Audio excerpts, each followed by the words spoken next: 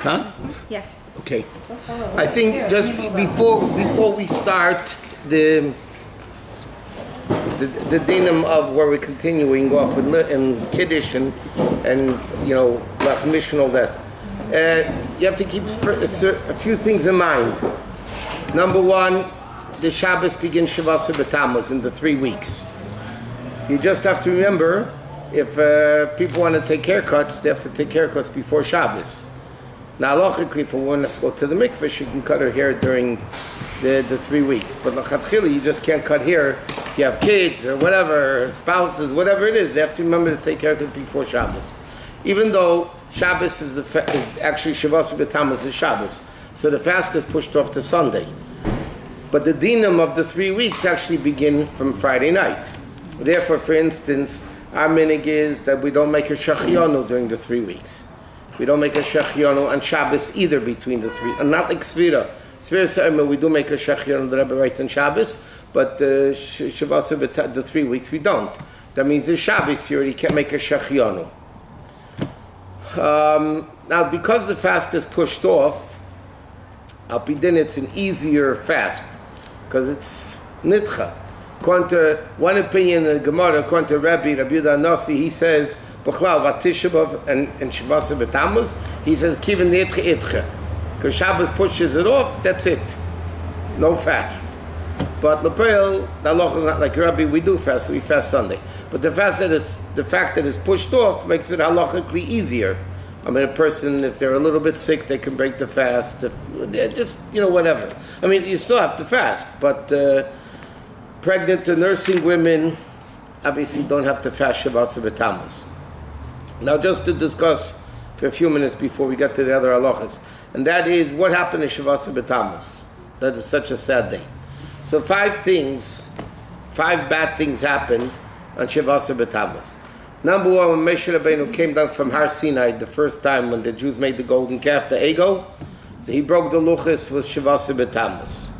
Secondly was the Korban Tamid, the 2 daily sacrifices that they used to bring in the Beis HaMikdash, was suspended during the time of the first Beis HaMikdash.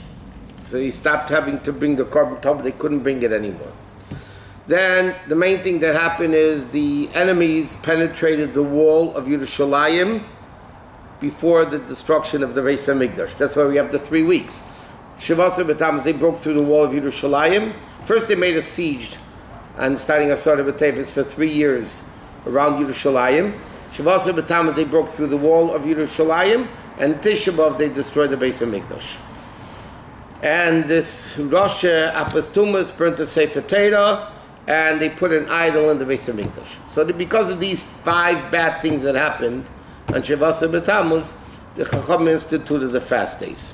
Okay, but it's a fast day that begins from the morning, from here in LA, I think it's 4:44, I think it is.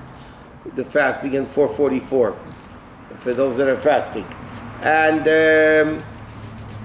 but all the dinam of the 3 weeks actually begin from, meaning there's no music, no live music, huh? Shabbos, you can't listen to music. Shabbos? Erev Shabbos. Yeah, Erev Shabbos, not the 3 weeks yet. The 3 weeks begins, Shabbos is Shavasa B'Tammuz. So the 3 weeks begin Friday night. So Friday night, the Shabbos meal, you can't make a shechianu. I mean, music you're not allowed to listen to anyway. No, Erev Shabbos you could listen to. Yeah, Erev Shabbos is not the 3 weeks yet. This Erev Shabbos, not the Erev Shabbos. This Erev Shabbos. We also make a shechianu. We don't do haircuts. I mean, that's basically...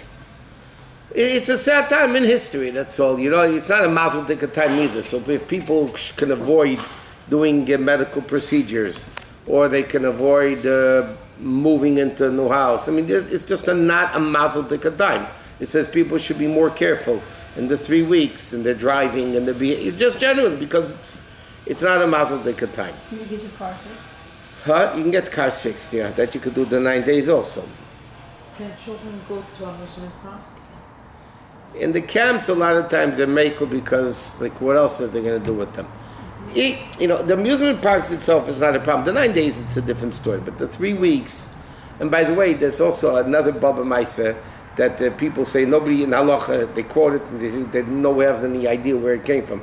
Some people say if you go swimming before the 3 weeks, then you can go swimming in the 3 weeks. Right. And if you didn't go swimming before the 3 weeks, you can't. So that Baba Maisa, even the poskim that bring it down right to such a shtus, like where did this come from? During the 3 weeks, you're allowed to go swimming. Not the 9 days, but the 3 weeks you can go swimming. Obviously, again, people shouldn't go in, God forbid, in a river with strong currents, which is a dangerous thing. You don't do those things in the 3 weeks. You know, a lot of tragedies never happened. It's not a pleasant time in the history. Okay, let's get back. That's basically it for the 3 weeks. So let's get back.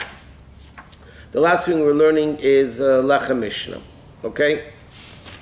Now, so the last thing we're learning is you need 2 whole challahs. Anytime you wash during Shabbos, if you wash 5 times during Shabbos, you need to have Lechem Mishnah at every meal of Shabbos. Now, if a challah is frozen, we said you could use it, but it's preferred to take it out of the bag. You know, the challah, you don't have it. We also discussed last time about section challahs. You know, if you need to, you can count them as separate one. Okay. Now, Chabad has a different custom than the rest of the world, B'chlal, in this. And even Halachos says, but Lepel, the Rabbi writes, that's not our custom. By Kiddush, when everybody gets Kiddush, unless if they talked, they don't make a brach on the wine. Right? You give Kiddush out, so as long as you didn't talk, you don't make a brach on the wine. By Hameitzi, in Shulchan Aruch it says that the people don't make their own Hameitzi. Aminik, the Rebbe writes, says we do make our own Hameitzi. So the guy makes Hameitzi, and that Hameitzi, by the way, that let's say the man of the house is doing, that fulfills everybody's Lechem Mishnah obligation. In other words, men and women have an obligation to do Lechem Mishnah. Women also have an obligation to do Lechem Mishnah. So if they hear it from a man, whoever that's doing, or if a woman can hear from a woman too, because they're equal obligations. But if a man is doing Lechem Mishnah, and like we learned, it's in Halachos it says, and the Rebbe held of this opinion, by the way, that even if the woman didn't even wash yet, let's say everybody washed and the woman got busy and she's not ready to wash. She's in the kitchen. Whatever. As long as she hears the bracha over the 2 challahs, she fulfilled her Lechem Mishnah obligation. Then when she goes wash and she eats challah, so she doesn't need to do Lechem Mishnah again because she already answered Amen on the Lechem Mishnah of the man of the house. Why do not Yosef is a Huh?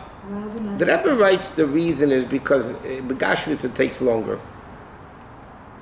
Cutting challah and giving it out takes longer than, that's what the Rebbe, yeah. That's what the Rebbe writes.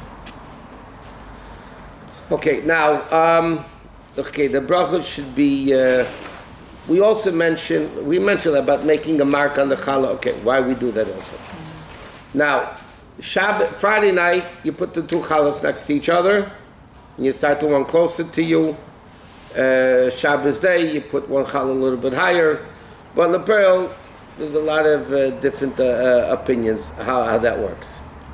Okay, you could be, now, there's another interesting halacha, which is not necessarily considered proper etiquette, but because the man makes the bracha, I'm talking about in the normal case, the man is making a bracha, so he cuts a piece of challah. The best thing halacha is for him to take a bite right away for his hameitzi, and then he continues cutting. So bad.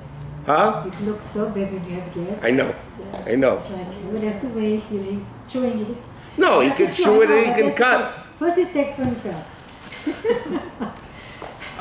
So what happens when you have guests, you make it a learning experience. You explain to them. The reason for that is because he made the bracha, and you're not supposed to separate time between a bracha and eating. Huh? You told me what to do. So no, I'm just saying you explain it to them. It's very logical, by the way. It makes sense. He made the bracha, so you don't want to make a break between the bracha and eating, so he eats right away. How much does he have to eat? By the way, not only that, let's say the guy doesn't. Let's say he cuts up challah for everybody. Nobody is allowed to eat the challah until he takes his first bite. Even if he didn't take a bite right away. Let's say there are 3 people, so he cuts 3 slices of challah, puts it into salt, and then they're not allowed to eat until, because he made the bracha. So they're not allowed to eat until he takes the first bite. Anyway, they can't eat. Okay, but that's what? What's more preferable for him to do? To cut like the 3 pieces? No, the most preferable halacha thing to do, cuts a piece for himself and puts in, dips into salt, but he can still eat and cut at the same time. He doesn't have to. Don't they cut a little piece off? They cut a little piece off at the end because eating the end of a bread or a challah makes you forget your learning. It's kosher They do that l'shikha. first. Yeah, because Right. how are you gonna? You just cut off the end because you don't want to eat the end. It makes you forget your learning. Right. So you cut off a little piece at the end, and then you And cut you a take piece. some Yeah. yourself. Both ends. No, well, If you see just one end. somebody starting to get bread out for everybody else before they take the bite, Well, even then, I'm tell saying that even to- if he does that, which is seen not it the best happen. way of doing it, they don't know. but that he's yet? still nobody else can eat the challah until he takes the first bite. How much does he have to eat for how long? He doesn't have to eat a whole kazayis at one time. Take a bite, just for the You bracha. have to wait till you finish the chew. No, he can continue cutting the challah right away. Now, our minig is also, like we learned, that we don't pour salt on the challah, like many people do. Our minig is we dip the salt into the challah. The Sapi Kabbalah, by the way, the reason why you have salt, b'chlal, because the table is likened to a mizbeach, and the Torah says, Al kol korban chotakriv melach, and all korbanos you have to have salt. No matter, by the way, they brought a flour offering, there was salt. They brought any type of carbon that they brought, no matter what it was, had to have salt. Al kol korban chotakriv melach. Now, why do we dip the challah into the salt? Why do it 3 times? So the reason for that is brought down in Kabbalah because Yud Kei Vav Kei is 26. 3 times 26 equals 78. 3 times 26 is 78. That's the numerical value of the word melach, salt. Melach, salt, equals 78. So it says in Kabbalah, the Yud Kei Vav Kei is 26. So you dip it 3 times because it's a Mizbeach LaHashem, it's Hashem's altar. So you make, so you dip it 3 times. So somebody asked the Rebbe, if that's the case, why by honey and Rosh Hashanah do we also dip it 3 times? Because over there it's not melech, it's dvash. So the Rebbe answered, but lechem is the same letters as melech. Lechem and melech are the same letters. So you do it for the word lechem, not for the word melech. But you're not going to do it 300, dvash would be 306 times, you don't do that. If you're using matzah as a lechem mishnah? If you use matzah, our minig is also to dip the matzah into the salt. A lot of people, by the way, I've seen, by challah they'll dip it into the salt, but by matzah they won't because you dip it into the salt, you're not getting any salt. But the pearl, our minig is that we dip the matzah into the salt. We don't put salt on the challah, on the matzah. Is there something that after the husband takes for himself, he should give his wife? First, Yeah? Makes sense. if he's interested in shalom bayis, he should. No, there's no such a thing. Yeah, but what a lot of times people do is that there's a bunch of guests at the table that just slice up the challah, and then the wife will go pass it around. So then she's not going to take herself first because it doesn't look right. But yeah, I mean, That is I something. think it looks beautiful. what? Is there a preference in the kind of salt that you use, like as far as regular salt, kosher salt, No pink difference. salt? No difference. You can use Think salt is better for you. It is. Salt is the salt. amount of salt that you're really eating when you dip the challah into the salt is not that worrisome. That's if you. The problem is with the big, thick pieces of salt. You should know when the Rebbe used to eat, It's too thick. especially upstairs in the house, and not everybody saw what the Rebbe did. But when the Rebbe ate upstairs by Yom Tov, they ate until the Rebbe Chabadina passed away. So the Rebbe would eat upstairs with the Rebbe with the minyan of Yidden. So the Rebbe used to put a thick layer of salt on his fish. Mamish, a thick layer of salt on the fish. So obviously, it wasn't that it should taste better. I mean, it's obviously very spiritual things. But somebody, one of the chachamim at the table, asked the Rebbe, why do you put so much salt on the... So the Rebbe smiled and said it tastes better. But that's obviously, it had to be much deeper than that. Bechlal has brought down an interesting thing. It said by every meal of Shabbos, even if you have Shalosh Shudas, let's say, you should eat fish. Besides the fact that Basav Dogim V'chol Matamim, your dog is considered a delicacy. But it says even more than that. It says that, don't ask me what it means. It says in Kabbalah that the shamas of certain tzaddikim become reincarnated into fish. And when you eat the fish on Shabbos, you elevate those neshamas of those tzaddikim. Huh? That's what I'm saying. But if you're eating a meal, then it's brought down. You're supposed to have fish, Meshalosh Shudas, because again, now there's another interesting word. The Welt says, I don't know. They bring it. It's brought down in Sfarim, but what this original source, all the foods of Shabbos equals 7. All the foods, for instance, dog, fish is Dalet Gimel is 7, 4 and 3. You have Marak, soup, Mem Reish Kuf is 500. Marak is 540. 340. You're right, 340. 340, 3 and 4 is 7. It's called Misper Cotton. You have, no, what? In Torah there's Misper Cotton. You know how many gematrias you have Misper Cotton? Emes, the whole thing of Emes 9 is Misper Cotton. I mean, that's all. And then you have, let's say, Basar, Beis, Shin Reish is 502. Shin is 300, Reish is 200. Okay, his Beis is this.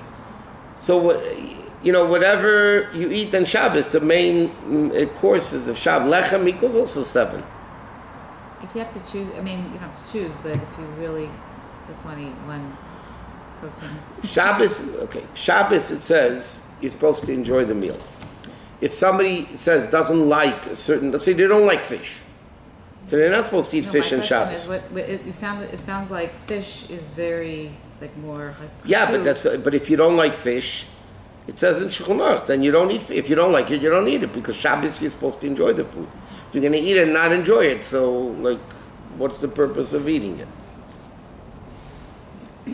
Okay. Okay, the Shabbos meals. Now, according to Halacha, the Gemara says you should eat 3 meals on Shabbos. Which is, by the way, Halacha, you have to eat 3 meals on Shabbos. Now, in Hayom Yom, the Rebbe writes, where does the Gemara learn out from this? The Gemara says, Amar Rabbi Yosef said, my chelik should be with those people that eat 3 meals on Shabbos. Why? Because when it comes to the mon, which is the source of the double, challah, because the mon fell double on Friday for Shabbos, right? So it says in the pasuk, Hashem told Moshe Rabbeinu like this: Ichlu hayim, ki Shabbos hayim l'Hashem, hayim lo yisimtzu basada. Moshe Rabbeinu was told by Hashem, it's all in one pasuk in Parashat B'Shalach, Ichlu hayim, eat it today, ki Shabbos hayim l'Hashem, because today is Shabbos to Hashem, hayim lo yisimtzu basada. Today you're not going to find the mon in the field. Therefore, you're eating on Shabbos what fell on Friday. So the Gemara says, because it says 3 times hayoim by eating of the mon, so therefore the din is you have to eat 3 meals. By Chassidim, the Rabbi brings down in Hayom Yom, they weren't makbid to eat a meal for Shalosh Shudas. Why it's even alluded to, because the third hayom says hayom loy simtzu basada. The third hayom is loy, no. So that's what the Rebbe brings us down in Hayom. But it says even that, the Rebbe writes, so you still have to eat something. Either fruit or cake or something to be ate to Shalosh Shudas. Now, for instance, normally the 3 meals of Shabbos go like this: 1 meal Friday night, 2 meals Shabbos day. Right? You have the main meal, then Shalosh Shudas. It says in Halacha, what happens if somebody didn't have a meal Friday night? They're in a hospital, they were giving birth, whatever. They didn't eat. So the din is, Shabbos day, you have to have 3 meals. That's what it says in Shulchan Aruch. Alter brings it down also. If you don't have a meal Friday night, for whatever reason it is, there's no food, you're up, whatever. So then Shabbos day, you have to eat 3 meals. Now, let's say in our circles, so let's say Shabbos morning, before davening, you have cake and coffee. So that's a meal, halachically. Then you have the main meal of Shabbos, so that's the third meal. So except you switch them. So that's how you have the three meals. So even if you didn't wash, it's still a meal? Right. For what, Shalosh Shuddis? No, for the day meal. You drank extra wine, whatever, but you make a soda, but you didn't wash. The question is, do you have to wash? Yes. So halachically, you have to wash. The Rabbi didn't always wash. Savlonut. I don't have to. If you're not a doctor, you don't have patience. In Shulchan Aruch it says, and there's a tshuva in Samach Seg also, you didn't need to wash. The Moshe, there's a we didn't get there yet. If somebody benches on Shabbos and doesn't say Ritzei in the benching, you have to repeat the Shemona Esrei. I mean the benching. If you bench, you didn't say Ritzei because there's a chiyuv to eat. Anytime there's a chiyuv to eat bread, and yet the Moshe, Rosh Chodesh, if you got Yalav Yovei, you don't have to repeat the benching because in Shemona Esrei, yes, but in Rosh Chodesh, you don't have to repeat the benching because in Rosh Chodesh there's no chiyuv to eat bread. Yom Tif, there's a chiyuv to eat bread. You forget Yalav Yovei in benching, you have to repeat benching. Except Rosh Hashanah day, which says some people fasted. So the Rabbi says, therefore, if you forget Yalav Yovei, Rosh Hashanah day meal, because some people fast, so there's no chiyuv, there's no obligation to eat bread, so then you don't have to repeat the benching. Then you wouldn't have to repeat the benching. But like this, you have to repeat the benching. Now, the Rebbe in the first chelik, interesting, in the first chelik Shulchan Aruch, there's a Haggadah from the Rebbe's brother, okay, that he writes, Shamaiti mimenu b'seif yomov.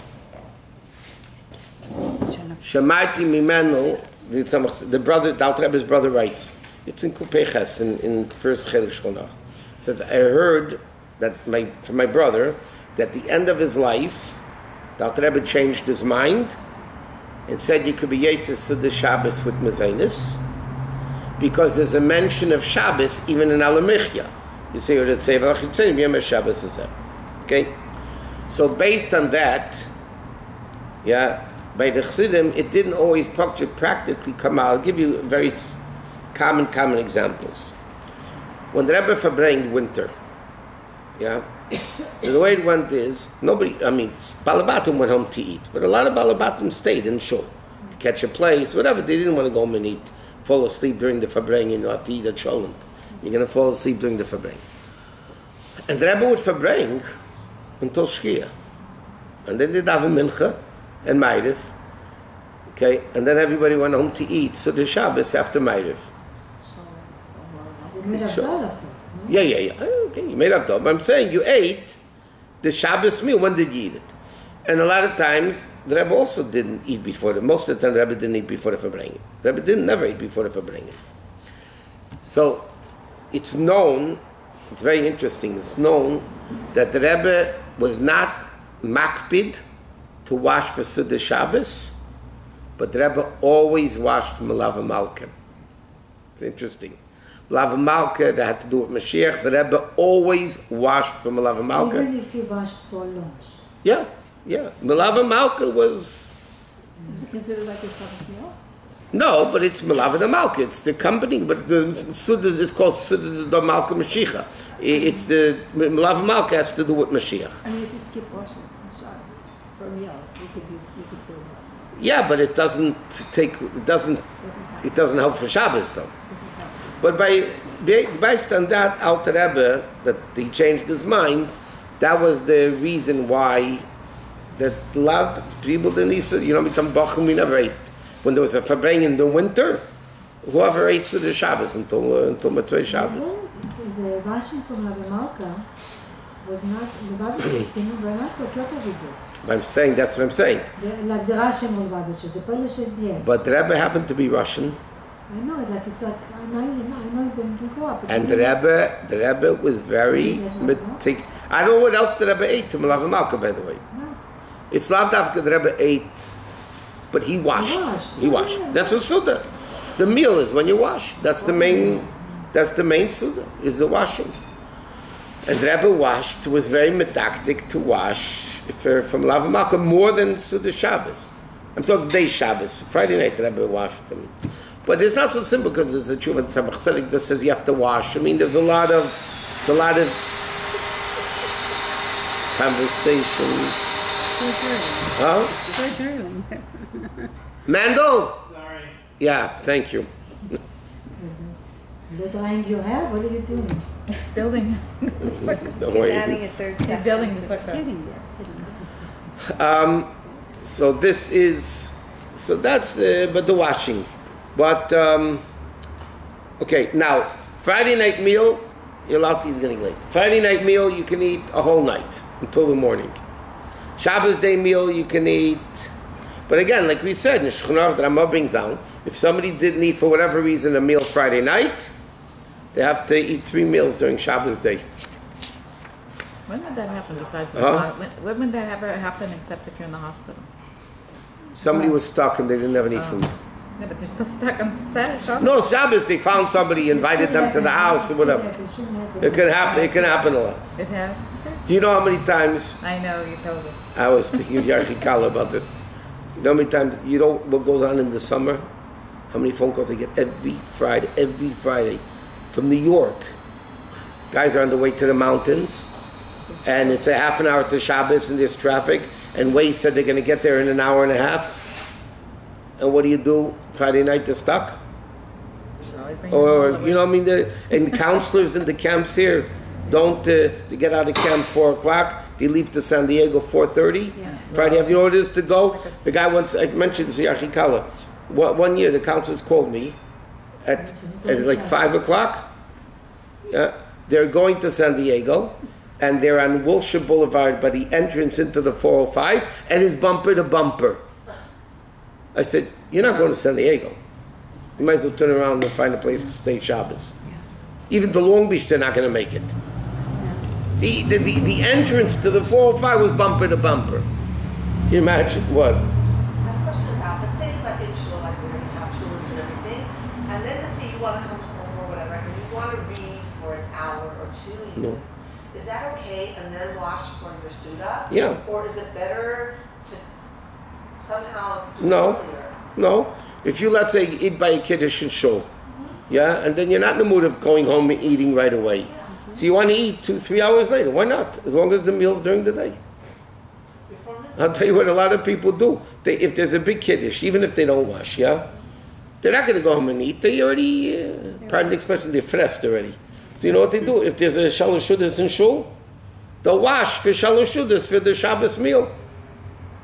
And what they ate by the Kiddush, that's also a meal for Shalosh Shudas. And then they'll wash it at Shalosh Shudas. But technically, so you could do that Yes. until midnight. Yes. Yeah. Until after Mincha. Yeah, let's pass on the Tanyas. After Mincha, when you Shalosh Shudas, before Shkia. But I'm saying, if you're having Before a Shkia. meal, it should be We have. before Yeah, this has her on, I think. Yeah. before what? I didn't even. Before Shkia. I think she has her on. What?